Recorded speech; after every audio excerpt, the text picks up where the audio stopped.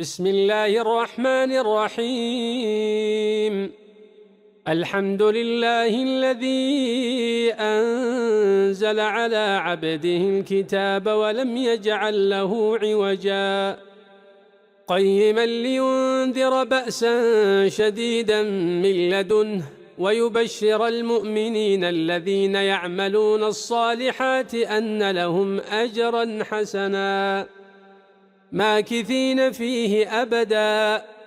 وينذر الذين قالوا اتخذ الله ولدا ما لهم به من علم ولا لآبائهم كبرت كلمة تخرج من أفواههم إن يقولون إلا كذبا فلعلك باخع نفسك على آثارهم إن لم يؤمنوا بهذا الحديث أسفا إنا جعلنا ما على الأرض زينة لها لنبلوهم أيهم أحسن عملا وإنا لجاعلون ما عليها صعيدا جرزا أم حسبت أن أصحاب الكهف والرقيم كانوا من آياتنا عجبا إذ أوى الفتية إلى الكهف فقالوا ربنا آتنا من لدنك رحمة وهيئ لنا من أمرنا رشدا فضربنا على آذانهم في الكهف سنين عددا ثم بعثناهم لنعلم أي الحزبين أحصى لما لبثوا أمدا نحن نقص عليك نبأهم بالحق إنهم فتية آمنوا بربهم وزدناهم هدى وربطنا على قلوبهم إذ قاموا فقالوا ربنا رب السماوات والأرض لن ندعو من دونه إلها لقد قلنا إذا شططا هؤلاء قومنا اتخذوا من دونه آلهة لولا يأتون عليهم بسلطان بين فمن أظلم ممن افترى على الله كذبا وإذ اعتزلتموهم وما يعبدون إلا الله فأووا إلى الكهف ينشر لكم ربكم من رحمته ويهيئ لكم من أمركم مرفقا وترى الشمس إذا طلعت تزاور عن كهفهم ذات اليمين وإذا غربت تقرضهم ذات الشمال وهم في فجوة منه ذلك من آيات الله من يهد الله فهو المهتد ومن يضلل فلن تجد له وليا مرشدا وتحسبهم أيقاظا وهم رقود ونقلبهم ذات اليمين وذات الشمال وكلبهم باسط ذراعيه بالوصيد لو اطلعت عليهم لوليت منهم فرارا ولملئت منهم رعبا وكذلك بعثناهم ليتساءلوا بينهم قال قائل منهم كم لبثتم قالوا لبثنا يوما أو بعض يوم قالوا ربكم أعلم بما لبثتم فابعثوا أحدكم بورقكم هذه إلى المدينة فلينظر أيها أزكى طعاما فليأتكم برزق منه وليتلطف ولا يشعرن بكم أحدا إنهم إن يظهروا عليكم يرجموكم أو يعيدوكم في ملتهم ولن تفلحوا إذن أبدا وكذلك أعثرنا عليهم ليعلموا أن وعد الله حق وأن الساعة لا ريب فيها إذ يتنازعون بينهم أمرهم فقالوا ابنوا عليهم بنيانا ربهم أعلم بهم قال الذين غلبوا على أمرهم لنتخذن عليهم مسجدا سيقولون ثلاثة رابعهم كلبهم ويقولون خمسة سادسهم كلبهم رجما بالغيب ويقولون سبعة وثامنهم كلبهم قل ربي أعلم بعدتهم ما يعلمهم إلا قليل فلا تمار فيهم إلا مراء ظاهرا ولا تستفت فيهم منهم أحدا ولا تقولن لشيء إني فاعل ذلك غدا إلا أن يشاء الله واذكر ربك إذا نسيت وقل عسى أن يهديني ربي لأقرب من هذا رشدا ولبثوا في كهفهم 300 سنين وازدادوا 9 قل الله أعلم بما لبثوا له غيب السماوات والأرض أبصر به وأسمع ما لهم من دونه من ولي ولا يشرك في حكمه أحدا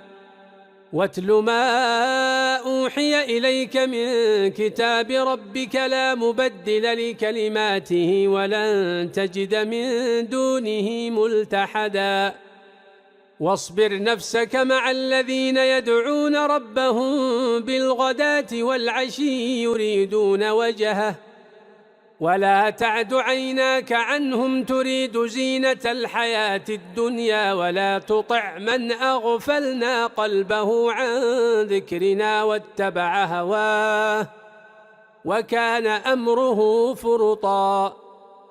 وقل الحق من ربكم فمن شاء فليؤمن ومن شاء فليكفر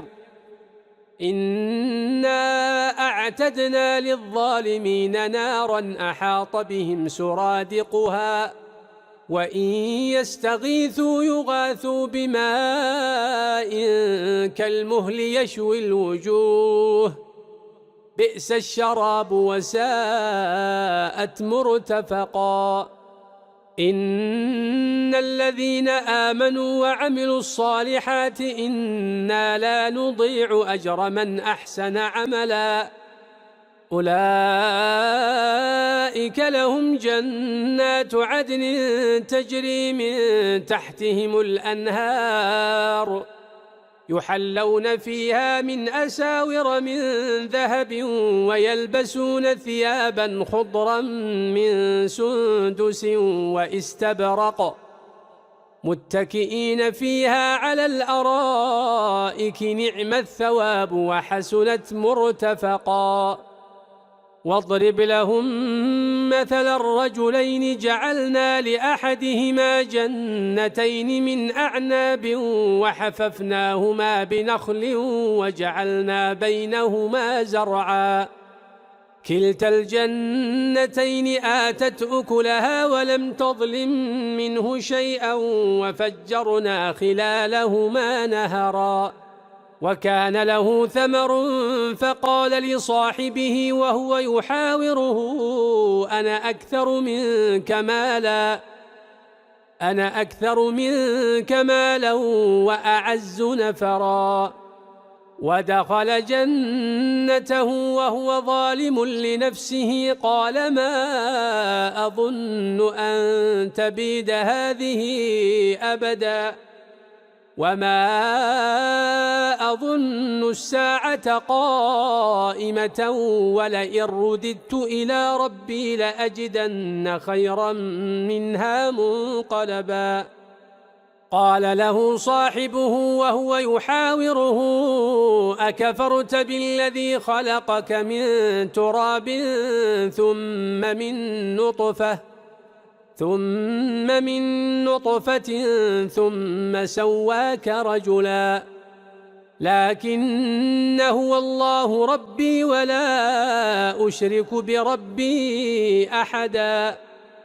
ولولا إذ دخلت جنتك قلت ما شاء الله لا قوة إلا بالله إن ترني أنا أقل منك مالا وولدا فعسى ربي أن يؤتيني خيرا من جنتك ويرسل عليها حسبانا من السماء فتصبح صعيدا زلقا أو يصبح ماؤها غورا فلن تستطيع له طلبا وأحيط بثمره فأصبح يقلب كفيه على ما أنفق فيها وهي خاوية على عروشها ويقول يا ليتني لم أشرك بربي أحدا ولم تكن له فئة ينصرونه من دون الله وما كان منتصرا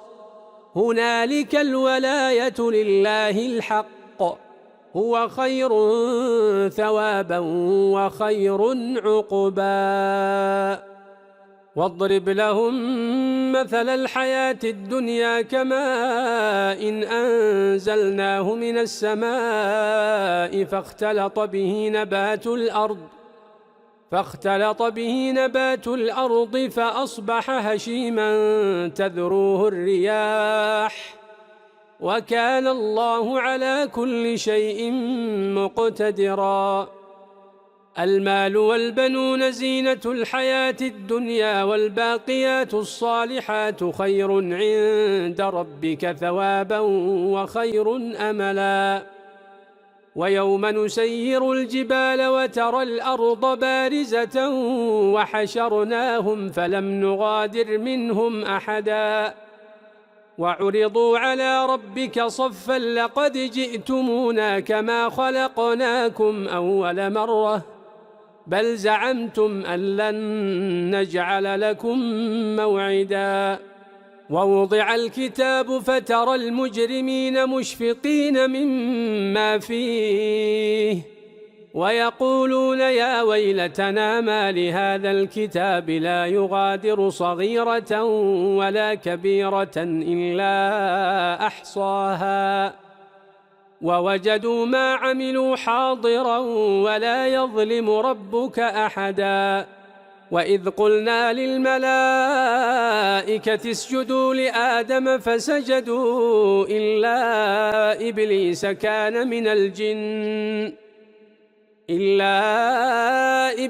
كان من الجن ففسق عن أمر ربه أفتتخذونه وذريته أولياء من دوني وهم لكم عدو بئس للظالمين بدلا ما أشهدتهم خلق السماوات والأرض ولا خلق أنفسهم وما كنت متخذ المضلين عضدا ويوم يقول نادوا شركائي الذين زعمتم فدعوهم فلم يستجيبوا لهم وجعلنا بينهم موبقا ورأى المجرمون النار فظنوا أنهم مواقعوها ولم يجدوا عنها مصرفا ولقد صرفنا في هذا القرآن للناس من كل مثل وكان الإنسان أكثر شيء جدلا وما منع الناس أن يؤمنوا إذ جاءهم الهدى ويستغفروا ربهم إلا أن تأتيهم سنة الأولين أو يأتيهم العذاب قبلا وما نرسل المرسلين إلا مبشرين ومنذرين ويجادل الذين كفروا بالباطل ليدحضوا به الحق واتخذوا آياتي وما أنذروا هزوا ومن أظلم ممن ذكر بآيات ربه فأعرض عنها ونسي ما قدمت يداه إنا جعلنا على قلوبهم أكنة أن يفقهوه وفي آذانهم وقرا وإن تدعهم إلى الهدى فلن يهتدوا إذن أبدا وربك الغفور ذو الرحمة لو يؤاخذهم بما كسبوا لعجل لهم العذاب بل لهم موعد لن يجدوا من دونه موئلا وتلك القرى أهلكناهم لما ظلموا وجعلنا لمهلكهم موعدا وإذ قال موسى لفتاه لا أبرح حتى أبلغ مجمع البحرين أو أمضي حقبا فلما بلغا مجمع بينهما نسيا حوتهما فاتخذ سبيله في البحر سربا فلما جاوزا قال لفتاه آتنا غداءنا لقد لقينا من سفرنا هذا نصبا قال أرأيت إذ أوينا إلى الصخرة فإني نسيت الحوت وما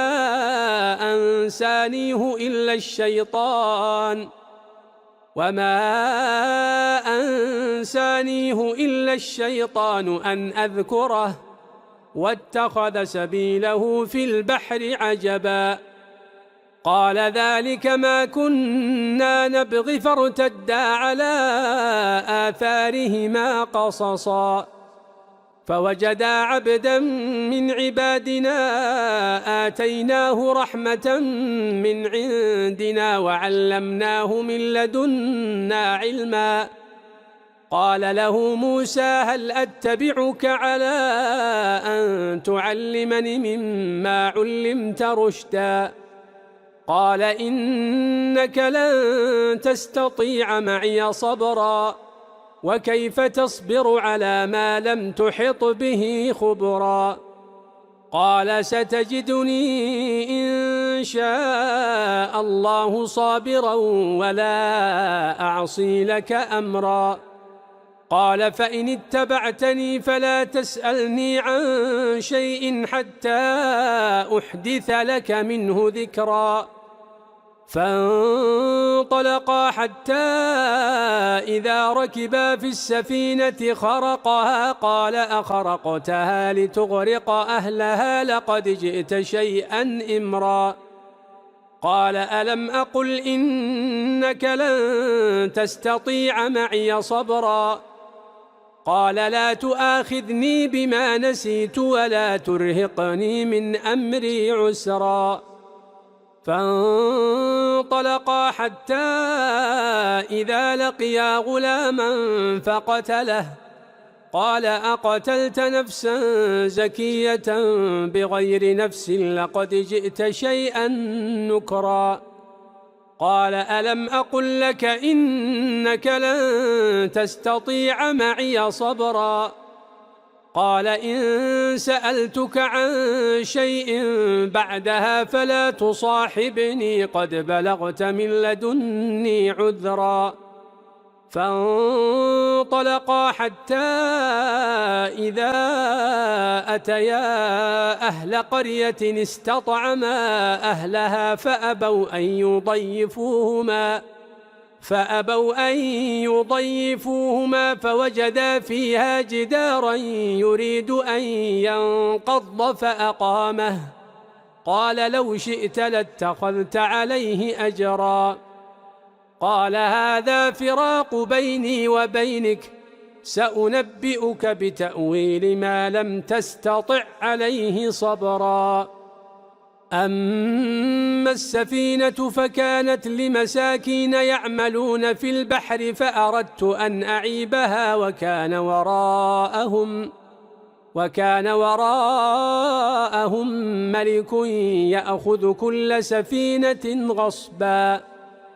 وأما الغلام فكان أبواه مؤمنين فخشينا أن يرهقهما طغيانا وكفرا فأردنا أن يبدلهما ربهما خيرا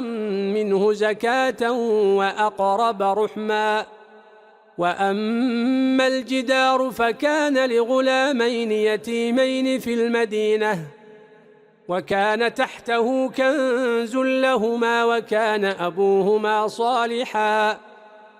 فأراد ربك أن يبلغا أشدهما ويستخرجا كنزهما رحمة من ربك وما فعلته عن أمري ذلك تأويل ما لم تسطع عليه صبرا. ويسألونك عن ذي القرنين قل سأتلو عليكم منه ذكرا. إنا مكنا له في الأرض وآتيناه من كل شيء سببا فأتبع سببا حتى إذا بلغ مغرب الشمس وجدها تغرب في عين حمئة ووجد عندها قوما قلنا يا ذا القرنين إما أن تعذب وإما أن تتخذ فيهم حسنا. قال أما من ظلم فسوف نعذبه ثم يرد إلى ربه فيعذبه عذابا نكرا. وأما من آمن وعمل صالحا فله جزاء الحسنى وسنقول له من أمرنا يسرا. ثم أتبع سببا حتى إذا بلغ مطلع الشمس وجدها تطلع على قوم لم نجعل لهم من دونها سترا. كذلك وقد أحطنا بما لديه خبرا. ثم أتبع سببا حتى إذا بلغ بين السدين وجد من دونهما قوما لا يكادون يفقهون قولا. قالوا يا ذا القرنين إن يأجوج ومأجوج مفسدون في الأرض فهل نجعل لك خرجا على أن تجعل بيننا وبينهم سدا. قال ما مكنني فيه ربي خير فأعينوني بقوة أجعل بينكم وبينهم ردما. آتوني زبر الحديد حتى إذا ساوى بين الصدفين قال انفخوا حتى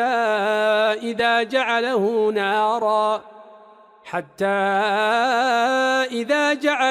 نارا قال آتوني أفرغ عليه قطرا. فما استطاعوا أن يظهروه وما استطاعوا له نقبا. قال هذا رحمة من ربي فإذا جاء وعد ربي جعله دكاء وكان وعد ربي حقا. وتركنا بعضهم يومئذ يموج في بعض ونفخ في الصور فجمعناهم جمعا. وعرضنا جهنم يومئذ للكافرين عرضا. الذين كانت أعينهم في غطاء عن ذكري وكانوا لا يستطيعون سمعا. أفحسب الذين كفروا أن يتخذوا عبادي من دوني أولياء إنا أعتدنا جهنم للكافرين نزلا. قل هل ننبئكم بالأخسرين أعمالا الذين ضل سعيهم في الحياة الدنيا وهم يحسبون أنهم يحسنون صنعا أولئك الذين كفروا بآيات ربهم ولقائه فحبطت أعمالهم فلا نقيم لهم يوم القيامة وزنا ذلك جزاؤهم جهنم بما كفروا واتخذوا آياتي ورسلي هزوا إن الذين آمنوا وعملوا الصالحات كانت لهم جنات الفردوس نزلا خالدين فيها لا يبغون عنها حولا قل لو كان البحر مدادا لكلمات ربي لنفد البحر قبل أن تنفد كلمات ربي ولو جئنا بمثله مددا قل إنما أنا بشر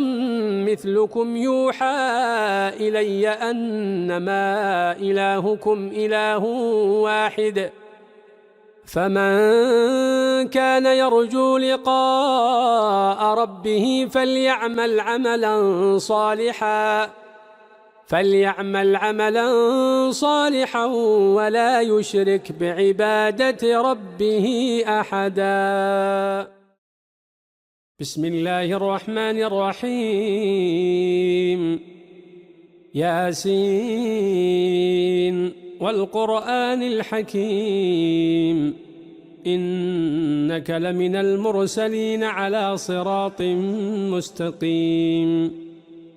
تنزيل العزيز الرحيم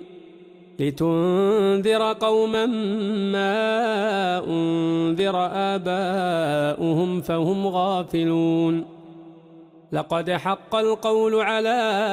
أكثرهم فهم لا يؤمنون إنا جعلنا في أعناقهم أغلالا فهي إلى الأذقان فهم مقمحون وجعلنا من بين أيديهم سدا ومن خلفهم سدا فأغشيناهم فهم لا يبصرون وسواء عليهم أأنذرتهم أم لم تنذرهم لا يؤمنون إنما تنذر من اتبع الذكر وخشي الرحمن بالغيب فبشره بمغفرة وأجر كريم إنا نحن نحيي الموتى ونكتب ما قدموا وآثارهم وكل شيء أحصيناه في إمام مبين واضرب لهم مثلا أصحاب القرية إذ جاءها المرسلون إذ أرسلنا إليهم 2 فكذبوهما فعززنا ب3 فقالوا إنا إليكم مرسلون قالوا ما أنتم إلا بشر مثلنا وما أنزل الرحمن من شيء إن أنتم إلا تكذبون قالوا ربنا يعلم إنا إليكم لمرسلون وما علينا إلا البلاغ المبين قالوا إنا تطيرنا بكم لئن لم تنتهوا لنرجمنكم وليمسنكم منا عذاب أليم قالوا طائركم معكم أئن ذكرتم بل أنتم قوم مسرفون وجاء من أقصى المدينة رجل يسعى قال يا قوم اتبعوا المرسلين اتبعوا من لا يسألكم أجرا وهم مهتدون وما لي لا أعبد الذي فطرني وإليه ترجعون أأتخذ من دونه آلهة إن يردني الرحمن بضر لا تغن عني شفاعتهم شيئا ولا ينقذون إني إذا لفي ضلال مبين إني آمنت بربكم فاسمعون قيل ادخل الجنة قال يا ليت قومي يعلمون بما غفر لي ربي وجعلني من المكرمين وما أنزلنا على قومه من بعده من جند من السماء وما كنا منزلين إن كانت إلا صيحة واحدة فإذا هم خامدون يا حسرة على العباد ما يأتيهم من رسول إلا كانوا به يستهزئون ألم يروا كم أهلكنا قبلهم من القرون أنهم إليهم لا يرجعون وإن كل لما جميع لدينا محضرون وآية لهم الأرض الميتة أحييناها وأخرجنا منها حبا فمنه يأكلون وجعلنا فيها جنات من نخيل وأعناب وفجرنا فيها من العيون ليأكلوا من ثمره وما عملته أيديهم أفلا يشكرون سبحان الذي خلق الأزواج كلها مما تنبت الأرض ومن أنفسهم ومما لا يعلمون وآية لهم الليل نسلخ منه النهار فإذا هم مظلمون والشمس تجري لمستقر لها ذلك تقدير العزيز العليم والقمر قدرناه منازل حتى عاد كالعرجون القديم لا الشمس ينبغي لها أن تدرك القمر ولا الليل سابق النهار وكل في فلك يسبحون وآية لهم أنا حملنا ذريتهم في الفلك المشحون وخلقنا لهم من مثله ما يركبون وإن نشأ نغرقهم فلا صريخ لهم ولا هم ينقذون إلا رحمة منا ومتاعا إلى حين وإذا قيل لهم اتقوا ما بين أيديكم وما خلفكم لعلكم ترحمون وما تأتيهم من آية من آيات ربهم إلا كانوا عنها معرضين وإذا قيل لهم أنفقوا مما رزقكم الله قال الذين كفروا للذين آمنوا أنطعم من لو يشاء الله أطعمه إن أنتم إلا في ضلال مبين ويقولون متى هذا الوعد إن كنتم صادقين ما ينظرون إلا صيحة واحدة تأخذهم وهم يخصمون فلا يستطيعون توصية ولا إلى أهلهم يرجعون ونفخ في الصور فإذا هم من الأجداث إلى ربهم ينسلون قالوا يا ويلنا من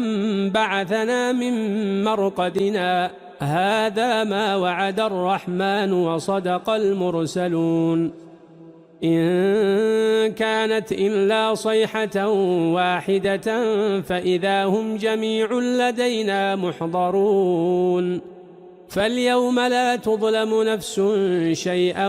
ولا تجزون إلا ما كنتم تعملون إن أصحاب الجنة اليوم في شغل فاكهون هم وأزواجهم في ظلال على الأرائك متكئون لهم فيها فاكهة ولهم ما يدعون سلام قولا من رب رحيم وامتازوا اليوم أيها المجرمون ألم أعهد إليكم يا بني آدم ألا تعبدوا الشيطان إنه لكم عدو مبين وأن اعبدوني هذا صراط مستقيم ولقد أضل منكم جبلا كثيرا أفلم تكونوا تعقلون هذه جهنم التي كنتم توعدون اصلوها اليوم بما كنتم تكفرون اليوم نختم على أفواههم وتكلمنا أيديهم وتشهد أرجلهم بما كانوا يكسبون ولو نشاء لطمسنا على أعينهم فاستبقوا الصراط فأنى يبصرون ولو نشاء لمسخناهم على مكانتهم فما استطاعوا مضيا ولا يرجعون ومن نعمره ننكسه في الخلق أفلا يعقلون وما علمناه الشعر وما ينبغي له إن هو إلا ذكر وقرآن مبين لينذر من كان حيا ويحق القول على الكافرين أولم يروا أنا خلقنا لهم مما عملت أيدينا أنعاما فهم لها مالكون وذللناها لهم فمنها ركوبهم ومنها يأكلون ولهم فيها منافع ومشارب أفلا يشكرون واتخذوا من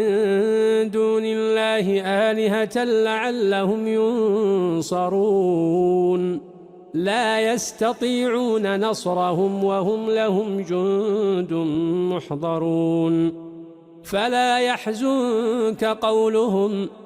إنا نعلم ما يسرون وما يعلنون أولم ير الإنسان أنا خلقناه من نطفة فإذا هو خصيم مبين وضرب لنا مثلا ونسي خلقه قال من يحيي العظام وهي رميم قل يحييها الذي أنشأها أول مرة وهو بكل خلق عليم الذي جعل لكم من الشجر الأخضر نارا فإذا أنتم منه توقدون أوليس الذي خلق السماوات والأرض بقادر على أن يخلق مثلهم بلى وهو الخلاق العليم إنما أمره إذا أراد شيئا أن يقول له كن فيكون فسبحان الذي بيده ملكوت كل شيء وإليه ترجعون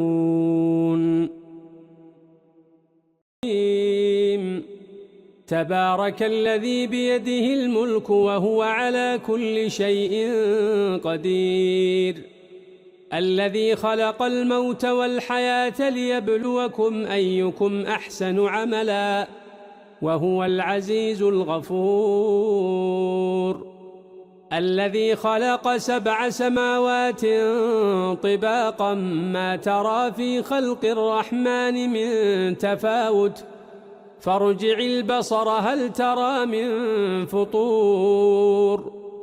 ثم ارجع البصر كرتين ينقلب إليك البصر خاسئا وهو حسير ولقد زينا السماء الدنيا بمصابيح وجعلناها رجوما للشياطين وأعتدنا لهم عذاب السعير وللذين كفروا بربهم عذاب جهنم وبئس المصير إذا ألقوا فيها سمعوا لها شهيقا وهي تفور تكاد تميز من الغيظ كلما ألقي فيها فوج سألهم خزنتها ألم يأتكم نذير قالوا بلى قد جاءنا نذير فكذبنا وقلنا ما نزل الله من شيء إن أنتم إلا في ضلال كبير وقالوا لو كنا نسمع أو نعقل ما كنا في أصحاب السعير فاعترفوا بذنبهم فسحقا لأصحاب السعير إن الذين يخشون ربهم بالغيب لهم مغفرة وأجر كبير وأسروا قولكم أو اجهروا به إنه عليم بذات الصدور ألا يعلم من خلق وهو اللطيف الخبير هو الذي جعل لكم الأرض ذلولا فامشوا في مناكبها وكلوا من رزقه وإليه النشور أأمنتم من في السماء أن يخسف بكم الأرض فإذا هي تمور أم أمنتم من في السماء أن يرسل عليكم حاصبا فستعلمون كيف نذير ولقد كذب الذين من قبلهم فكيف كان نكير أولم يروا إلى الطير فوقهم صافات ويقبضن ما يمسكهن إلا الرحمن إنه بكل شيء بصير أمن هذا الذي هو جند لكم ينصركم من دون الرحمن إن الكافرون إلا في غرور أمن هذا الذي يرزقكم إن أمسك رزقه بل لجوا في عتو ونفور أفمن يمشي مكبا على وجهه أهدى أمن يمشي سويا على صراط مستقيم قل هو الذي أنشأكم وجعل لكم السمع والأبصار والأفئدة قليلا ما تشكرون قل هو الذي ذرأكم في الأرض وإليه تحشرون ويقولون متى هذا الوعد إن كنتم صادقين قل إنما العلم عند الله وإنما أنا نذير مبين فلما رأوه زلفة سيئت وجوه الذين كفروا وقيل هذا الذي كنتم به تدعون قل أرأيتم إن أهلكني الله ومن معي أو رحمنا فمن يجير الكافرين من عذاب أليم قل هو الرحمن آمنا به وعليه توكلنا فستعلمون من هو في ضلال مبين قل أرأيتم إن أصبح ماؤكم غورا فمن يأتيكم بماء معين. بسم الله الرحمن الرحيم. الرحمن علم القرآن، خلق الإنسان علمه البيان. الشمس والقمر بحسبان، والنجم والشجر يسجدان. والسماء رفعها ووضع الميزان، ألا تطغوا في الميزان. وأقيموا الوزن بالقسط ولا تخسروا الميزان. والأرض وضعها للأنام، فيها فاكهة والنخل ذات الأكمام. والحب ذو العصف والريحان، فبأي آلاء ربكما تكذبان. خلق الإنسان من صلصال كالفخار، وخلق الجان من مارج من نار. فبأي آلاء ربكما تكذبان. رب المشرقين ورب المغربين، فبأي آلاء ربكما تكذبان. مرج البحرين يلتقيان، بينهما برزخ لا يبغيان. فبأي آلاء ربكما تكذبان. يخرج منهما اللؤلؤ والمرجان، فبأي آلاء ربكما تكذبان. وله الجوار المنشآت في البحر كالأعلام، فبأي آلاء ربكما تكذبان. كل من عليها فان، ويبقى وجه ربك ذو الجلال والإكرام. فبأي آلاء ربكما تكذبان. يسأله من في السماوات والأرض، كل يوم هو في شأن. فبأي آلاء ربكما تكذبان. سنفرغ لكم أيها الثقلان، فبأي آلاء ربكما تكذبان. يا معشر الجن والإنس إن استطعتم أن تنفذوا من أقطار السماوات والأرض فانفذوا، لا تنفذون إلا بسلطان. فبأي آلاء ربكما تكذبان. يرسل عليكما شواظ من نار ونحاس فلا تنتصران. فبأي آلاء ربكما تكذبان. فإذا انشقت السماء فكانت وردة كالدهان. فبأي آلاء ربكما تكذبان. فيومئذ لا يسأل عن ذنبه إنس ولا جان.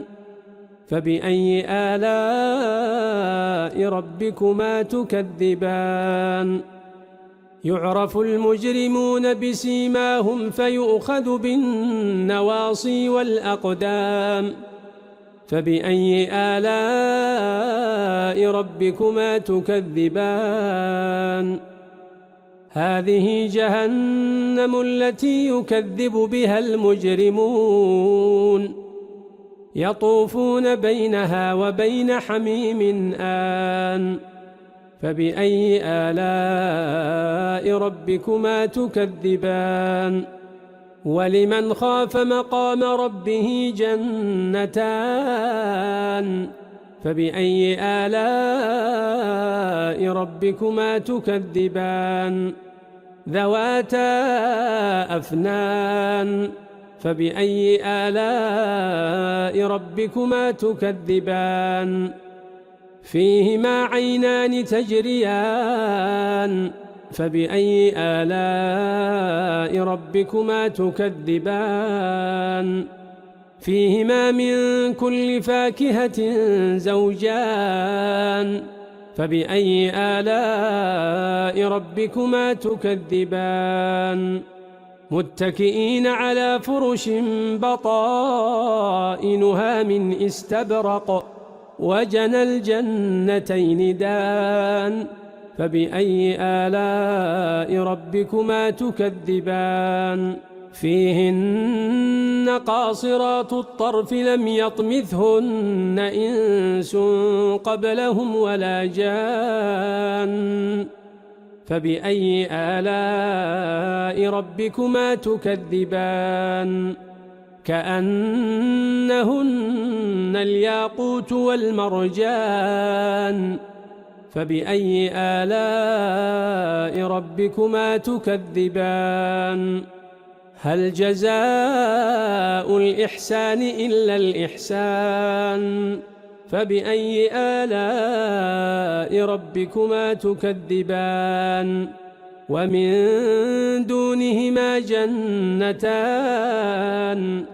فبأي آلاء ربكما تكذبان مدهامتان فبأي آلاء ربكما تكذبان فيهما عينان نضاختان فبأي آلاء ربكما تكذبان فيهما فاكهة ونخل ورمان فبأي آلاء ربكما تكذبان فيهن خيرات حسان فبأي آلاء ربكما تكذبان حور مقصورات في الخيام فبأي آلاء ربكما تكذبان لم يطمثهن إنس قبلهم ولا جان فبأي آلاء ربكما تكذبان متكئين على رفرف خضر وعبقري حسان فبأي آلاء ربكما تكذبان تبارك اسم ربك ذي الجلال والإكرام بسم الله الرحمن الرحيم إذا وقعت الواقعة ليس لوقعتها كاذبة خافضة رافعة إذا رجت الأرض رجا وبست الجبال بسا فكانت هباء منبثا وكنتم أزواجا ثلاثة فأصحاب الميمنة ما أصحاب الميمنة وأصحاب المشأمة ما أصحاب المشأمة والسابقون السابقون أولئك المقربون في جنات النعيم ثلة من الأولين وقليل من الآخرين على سرر موضونة متكئين عليها متقابلين يطوف عليهم ولدان مخلدون بأكواب وأباريق وكأس من معين لا يصدعون عنها ولا ينزفون وفاكهة مما يتخيرون ولحم طير مما يشتهون وحور عين كأمثال اللؤلؤ المكنون جزاء بما كانوا يعملون لا يسمعون فيها لغوا ولا تأثيما إلا قيلا سلاما سلاما وأصحاب اليمين ما أصحاب اليمين في سدر مخضود وطلح منضود وظل ممدود وماء مسكوب وفاكهة كثيرة لا مقطوعة ولا ممنوعة وفرش مرفوعة إنا أنشأناهن إنشاء فجعلناهن أبكارا عربا أترابا لأصحاب اليمين ثلة من الأولين وثلة من الآخرين وأصحاب الشمال ما أصحاب الشمال في سموم وحميم وظل من يحموم لا بارد ولا كريم إنهم كانوا قبل ذلك مترفين وكانوا يصرون على الحنث العظيم وكانوا يقولون أئذا متنا وكنا ترابا وعظاما أئنا لمبعوثون